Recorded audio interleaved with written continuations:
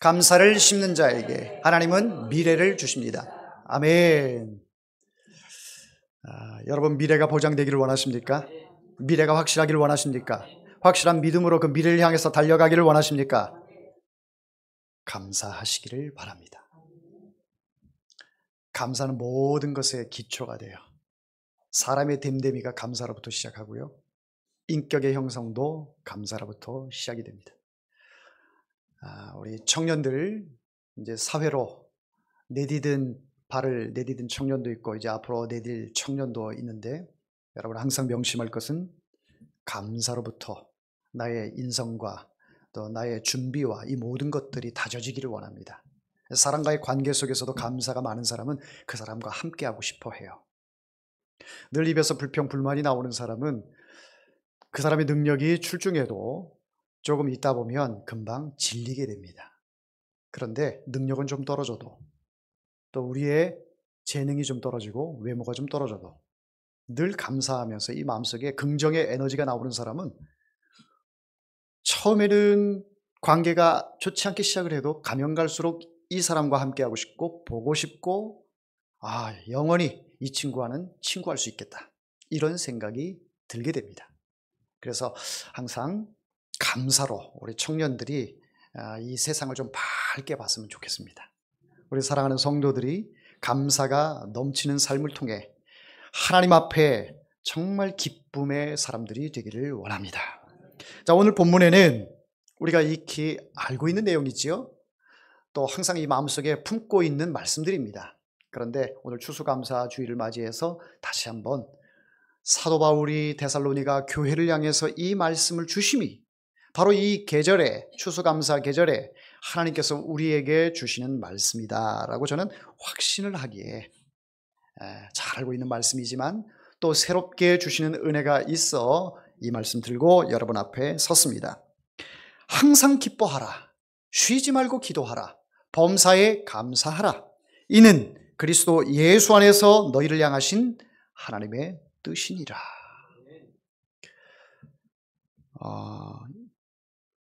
이 말씀을 하는 이유는 기뻐할 수 없는 상황이기 때문에 기뻐할 수 없는 지금 상황이에요. 지금 처지가 기뻐할 수 없는 처지입니다. 지금 기도할 수 없는 처지예요. 지금 감사할 수 없는 처지입니다. 그런데 그럴 때에 기뻐해라, 기도해라, 감사해라 이렇게 말씀할 수가 있는 거죠. 지금 내가 너무 기뻐하고 있어. 너무너무 행복해. 막 껄껄껄껄 소리가 나고 그런데 야, 더 기뻐해, 더 기뻐해. 이 말에 성립이 되질 않지요. 내가 지금 눈물 콧물 흘려가면서 하나님 앞에 쭉 기도하고 있는데 그렇게 기도해서 안 돼. 더 기도해, 더 기도해. 말이 됩니까? 지금 하나님 앞에 모든 것을 감사하고 있어요. 범사에 감사합니다. 내가 태어난 것도 감사하고 자녀를 주신 것도 감사하고 헤어롬 교회에 속해서 열심히 신앙생활하는 것도 감사하고 이렇게 감사하고 있는데 그거 정도 가지고는 안 돼. 더 감사해. 이러질 않죠. 우리의 마음이 늘 울적해요. 기쁨이 없어요. 행복하지가 않아요. 그런데 하나님의 뜻은 내가 기뻐하는 게 하나님의 뜻이래요. 우리는 하나님의 뜻을 늘 바라보고 있습니다. 하나님의 뜻이 무엇일까? 그 하나님의 뜻을 알고 그 뜻대로 살기를 원해요. 그런데 하나님의 뜻과는 정반대로 좌절하고 낙심하고 또 마치 루저처럼 이렇게 살아가는 우리의 인생들의 모습을 보면 하나님의 뜻과는 상반되는 삶을 살고 있는 것이 아닌가 이런 생각을 갖게 됩니다. 쉬지 말고 기도하라 했는데 눈을 떴을 때나 감았을 때나 늘 하나님과 교통하면서 기도하기를 하나님은 원하시는데 기도하는 게 너무 힘들어요. 시간 내기도 힘들고요. 기도하는 그 자체가 나의 에너지가 많이 소비된다 생각을 해서 하나님과의 그 1대1의 관계, 1대1의 관계의 그 은밀한 곡조 있는 기도를 또 찬양을, 기도를 하나님 앞에 하는 것을 힘들어합니다. 이런 모습들이 하나님의 뜻과는 거리가 먼 것을 우리가 살아가고 있는 것이죠. 마음속에서 항상 기뻐해야 하는데 또 쉬지 말고 기도해야 되는데 감사해야 되는데 이것이 우리를 향한 하나님의 뜻이라고 말씀하고 있는데, 하나님의 뜻과는 다른 모습으로 살면서도 우리는 하나님의 자녀라 이렇게 말하고 있습니다. 그러니까 우리의 아버지 되신 하나님께서 얼마나 우리를 바라보시면서 안타까워하실까, 그런 생각을 갖습니다. 부모 입장에서 자녀를 볼 때 저 아이가 항상 기뻐했으면 좋겠는데, 행복했으면 좋겠는데, 잘 살았으면 좋겠는데, 건강했으면 좋겠는데, 근심하고 낙심하지 말고 항상 하루하루 즐겁게 이렇게 행복하게 살았으면 좋겠는데, 이게 부모의 뜻인데, 부모의 뜻과는 상관없이 그저 자기 마음대로 사는 것이, 그것이 행복이라고 생각을 하고 살아가고 있으니 부모가 멀리서 이렇게 바라볼 때 참 안타까운 모습들이 많이 있죠. 왜냐하면 부모님은 그 인생을 살아왔거든요. 그 젊은 시절을 살아왔거든요. 그래서 코칭해 줄 수 있는 거예요. 그래서 조언하고 이 아이가 바른 길로 갈 수 있도록, 행복의 길로 갈 수 있도록, 감사의 삶을 살아갈 수 있도록 부모가 그걸 말해줄 수 있는데, 이 이야기가 잔소리로 들린다면 아직 철이 조금 안 든 거예요. 근데 그런 얘기들이 감사함으로 받는다, 나를 사랑해서 나의 아버지가 나의 어머니가 하시는 말씀이다 라고 이렇게 느껴지면 부모의 뜻을 알고 철들은 삶을 살고 있는 거예요. 이 얘기가 꼰대처럼 들릴지 모르겠지만, 하나님을, 이 얘기가 꼰대라고 이야기를 한다면 하나님을 꼰대로 여러분들이 생각을 하시는 거예요. 왜? 항상 내가 기뻐하지 않음에도 불구하고 기뻐해라, 기도하지 않음에도 그러니까 기도해라, 감사할 일이 없는데요, 그래도 감사해라, 이게 내 뜻이야. 하나님은 여러분을 사랑하십니다. 하나님은 사랑이시라, 요한일서에 말씀하고 있습니다. 자, 오늘 본문의 내용은 데살로니가 교회를 향해서 사도 바울이 한 말씀인데요, 사도 바울이 데살로니가 지역에서 회당을 다니면서 말씀을 전했어요. 말씀을 전하면서 이제 교회가 세워지기 시작합니다. 한 3주 동안 회당에서 말씀을 전하면서 교회가 세워졌는데, 회당과 교회는 구별을 해야 합니다. 교회가 세워졌는데 더 오래 있고 싶었고, 더 말씀을 전하고 싶었고, 더 전도하고 싶었으나 외압에 의해서 사도 바울이 데살로니가 지역을 부득이 떠날 수밖에 없었습니다. 그래서 3주 동안 복음을 전해서 교회를 세워놓고 마치 젖먹이 아이, 그 우는 아이, 젖달라고 지금 엄마 찾고 있는 그 아이를 남겨두고 엄마가 출근할 수밖에 없는, 아니 먼 곳으로 떠날 수밖에 없는 그런 상황이 되고 만 것입니다. 그러니 엄마 입장에서 그 아이를 바라볼 때 얼마나 안타깝겠어요. 사도 바울이 데살로니가 교회를 세우고 나서 떠난 뒤에 데살로니가 교회에서 들려오는 소식을 들으니 안타까운 소식들이 많이 들립니다. 미래에 대한 소망이 없어요. 소망이 없어요. 기뻐하지 않아요. 기도도 하지 않아요. 감사하지도 않아요. 왜 이런 일이 벌어지고 있을까요? 분명히 데살로니가 지역에 있는 사람들에게 복음의 씨앗을 바울이 심었습니다. 예수 그리스도가 당신의 구주입니다. 당신의 메시아입니다. 예수님을 믿음으로 구원을 얻습니다. 다른 이름을 우리에게 주신 일이 없습니다. 꼭 예수 믿어야 구원을 얻습니다. 그래서 데살로니가 교회 성도들이 기뻤어요. 옛날에는 율법을 지켜야 구원을 얻는다, 할례를 받아야 구원을 얻는다 등등, 이렇게 율법에 의해서 사람들이 생각을 하고 헬라 철학이 막 들어오고, 이 지혜가, 이 지식이 우리에게 구원을 주는 것 아닌가 사람들이 생각을 하고, 이런 상황에 복음, 바로 예수 그리스도만이 구원을 얻는다라고 성도들이 그 마음속에 성령에 의해서 이 마음속에 확 그 말씀이 들어오니까 너무 기쁘고 감사했는데 이게 오래 못 가는 거예요. 유대인들이 얼마나 이 기독교인들을 시기하고 핍박을 하는지 스토킹처럼 쫓아다니면서 괴롭혀요. 유대인들이 생각할 때 데살로니가 교회를 향해서 그게 복음이 아니야, 율법을 지켜야 돼, 할례를 지켜야 돼, 너희들은 지금 잘못 믿고 있는 거야 하면서 유대인들이 계속 따라다니면서 데살로니가 교회 성도들을 괴롭히고 있습니다. 예수를 못 믿게 하는 거예요. 예수는 하나님의 아들이 아니야.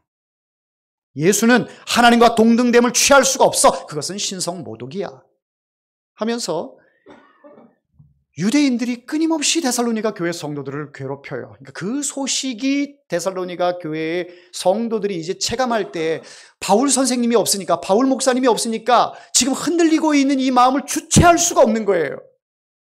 그 핍박에 의해서 내가 견딜 만한 믿음이 너무 작은 거죠.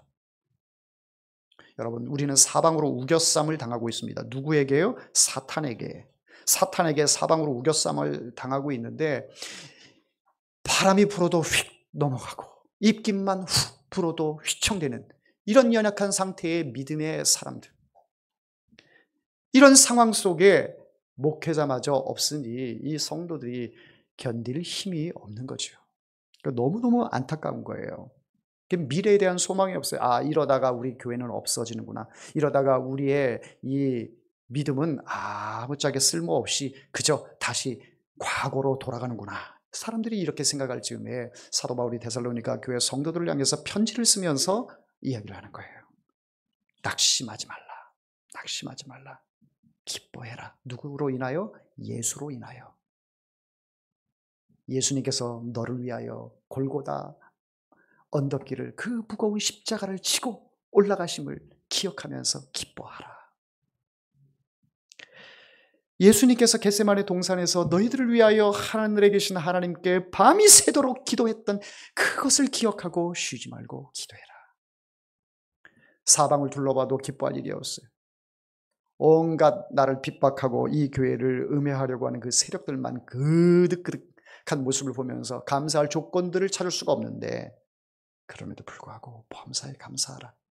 감사할 조건이 있어서만이 감사하는 것이 아니라 그렇지 않음에도 불구하고 범사에 감사해라. 이게 주님의 뜻이고 이것이 하나님의 뜻이다. 그러면서 말씀을 하시는데 데살로니가전서 4장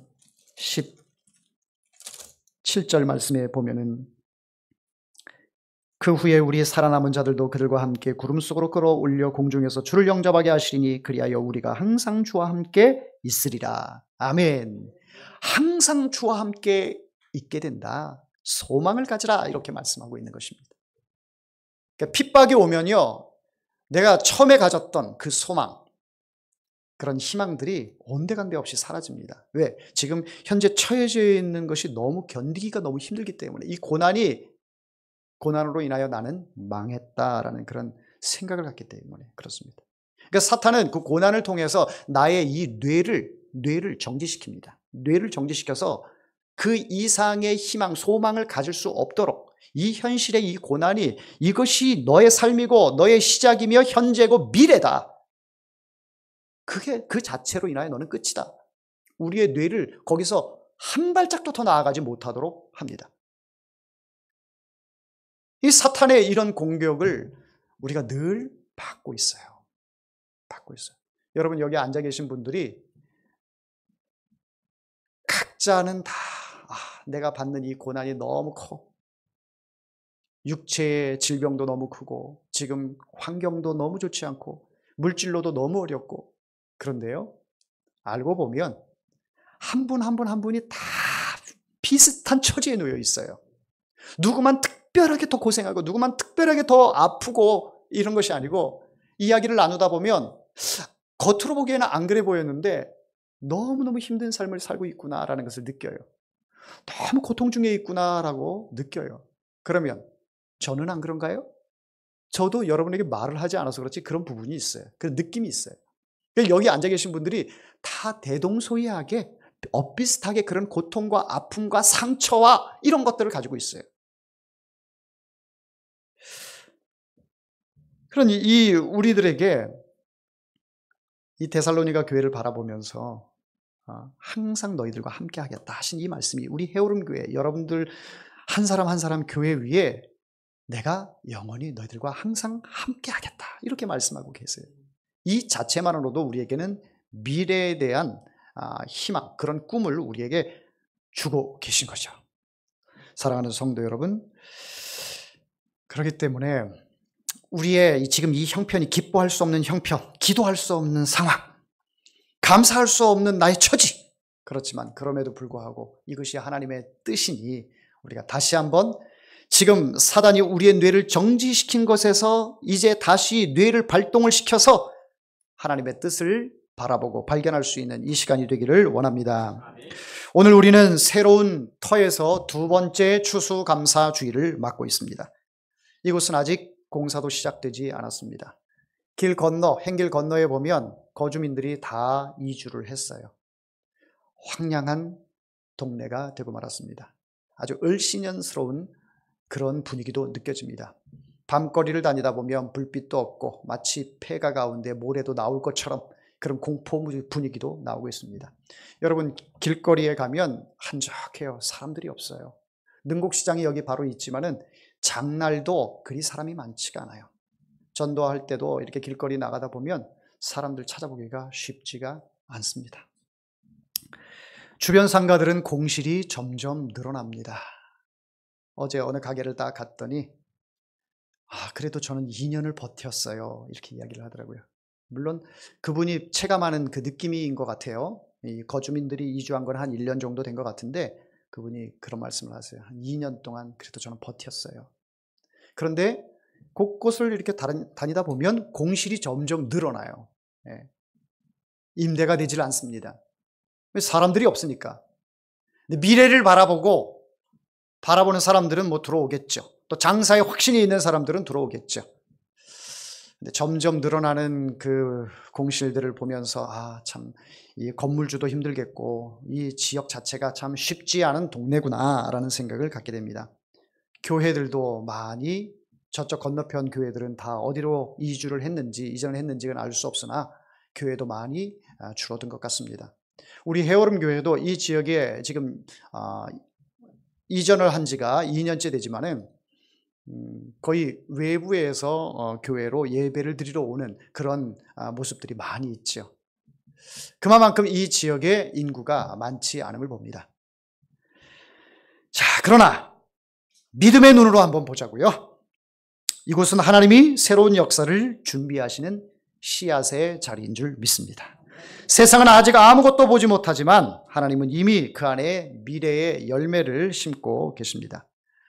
이스라엘 백성들이 하나님께서 가나안 땅을 주신다라고 말씀하셨고 또 가나안 땅을 향해서 갈 때에 광야에서 잠시 정착을 하면서 가나안 땅이 눈앞에 보임에도 불구하고 가나안 땅을 들어가지 못했습니다.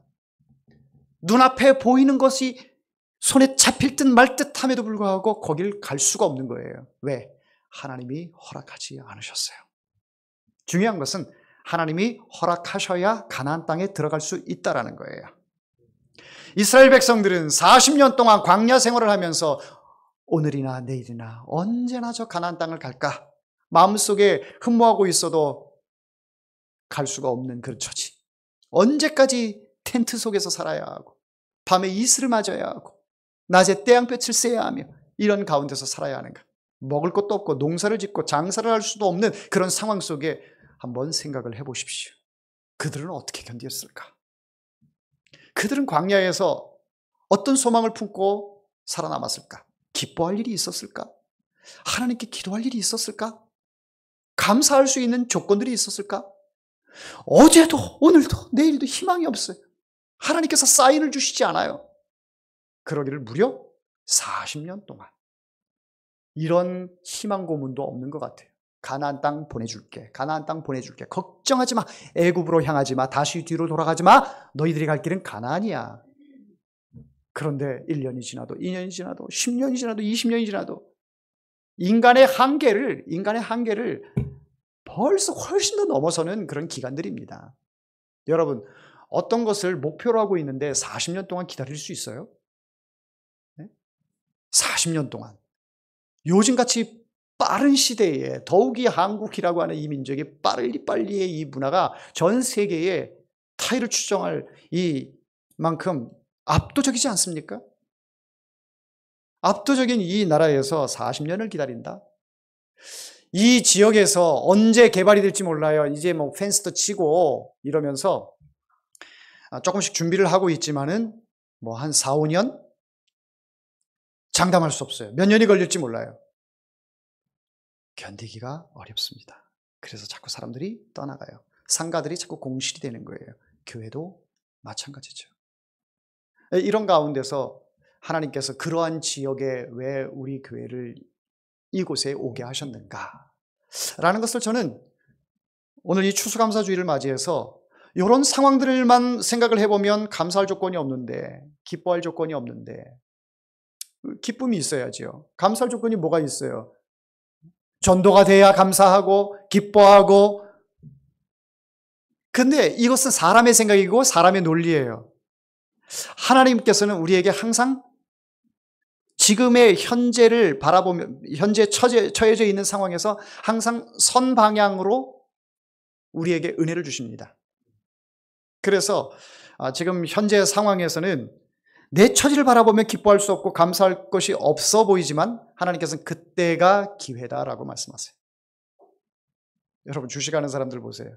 가격이 이렇게 많이 올라갈 때 삽니까? 막 내려갈 때 삽니까? 상황에 따라서 다르겠지만 전문가들은 그런다고 해요. 아주 내려갈 때, 이때가 쾌재를 부를 때라고 이야기를 합니다.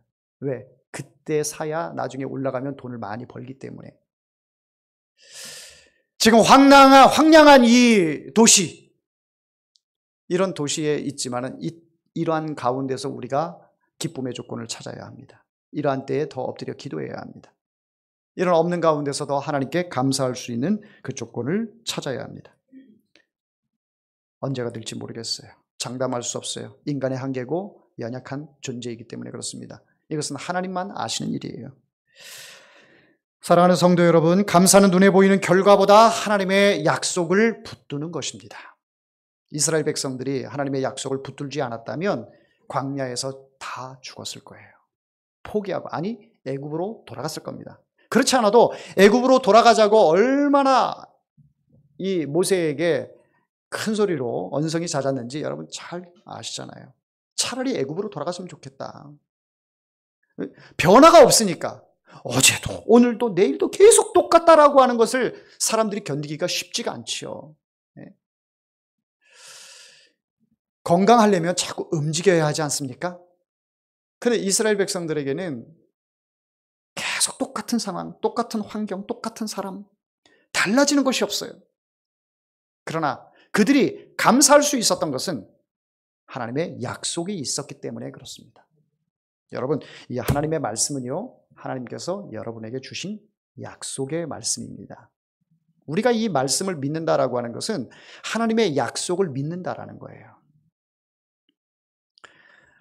하나님은 사람이 아니시기 때문에 사람처럼 쉽게 자기의 감정과 환경과 처지에 따라서 약속을 했다가 파기했다가 그러지만 하나님은 약속한 부분, 약속을 통해서 기록된 이 말씀은 하나도 1.1획도 변함이 없이 우리에게 이루어집니다.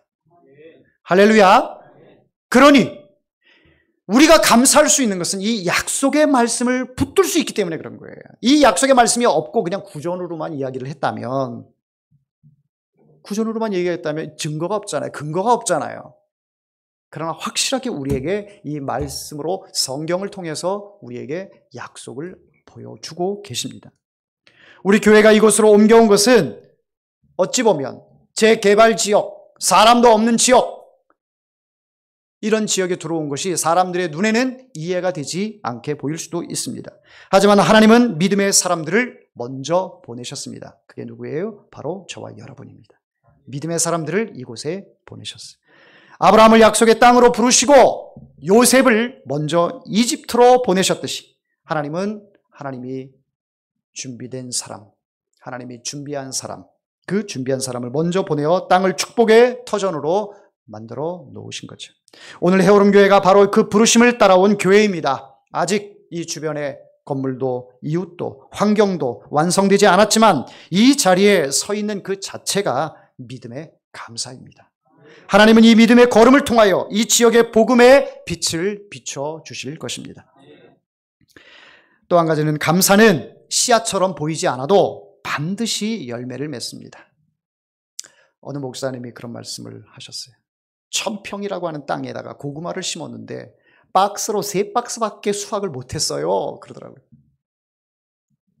1000평을 고구마를 심었는데 박스 3박스. 이거 합당한 수치입니까? 말도 안 되는 수치지요. 그 박스를 3박스를 보여주면서 1년 동안 갖고 왔는데 이거밖에 못했어. 고구마 다 어디 간 거예요? 두더지가 먹었나요? 다 어디 갔어요? 자, 그래도 거기서 살아남은 고구마들은 박스 안에 담겨져 있어요. 아주 튼실하더라고요. 좋은 것들만 골라놓으신 것 같아요. 바로 감사는 씨앗입니다. 심는 거예요. 보이지 않아도, 겉으로 드러나진 않아도 때가 되면 많게든 적게든 열매를 맺게 돼 있어요. 여러분, 객관적으로 한번 자기 자신을 한번 돌아보십시오. 내가 올 한 해 돌아보면서 감사를 많이 심었는가? 아니면 이것도 없고 저것도 없고 이래서 그렇고 저래서 그렇고 내 형편이 그렇고 내 배움이 그렇고 내 외모가 그렇고 뭐 등등 이런 것들로 인하여 감사가 가려지지는 않았습니까? 감사가 수면 아래로 가라앉아서 도저히 감사할 수 없는 조건만 찾다 보니 하나님의 은혜가 왔다가도 그냥 돌아가고 하나님의 복이 왔다가도 문 밖에서 노크만 하다가 돌아가고 이런 상황을 경험하지는 않으셨습니까? 과거에 예를 한번 든 적이 있습니다. 제가 부교육자 시절에 어떤 집사님이 버스 운전을 하는 이분인데 버스 운전을 하시다가 그만 뇌졸중이 왔어요. 그래서 이제 더 이상 버스 일도 하지 못하고 방에서 누워만 있는 거예요. 아무것도 못하고. 온몸에 마비가 오니까 거동을 할 수가 없는 그런 상황입니다. 그런 상황에 부인도 자식도 떠나갔어요. 병든 이 집사님 남자만 남겨두고 떠나갔어요. 야, 세상에 그런 일이 있을 수 있을까요? 그 집사님 혼자 재산도 다 정리해가지고 단칸방에서 누워가지고 그냥 이러고 있는 거예요. 그거를 이제 남자 선교회에서 알고 이제 교육자들한테 보고를 해서 제가 찾아갔습니다.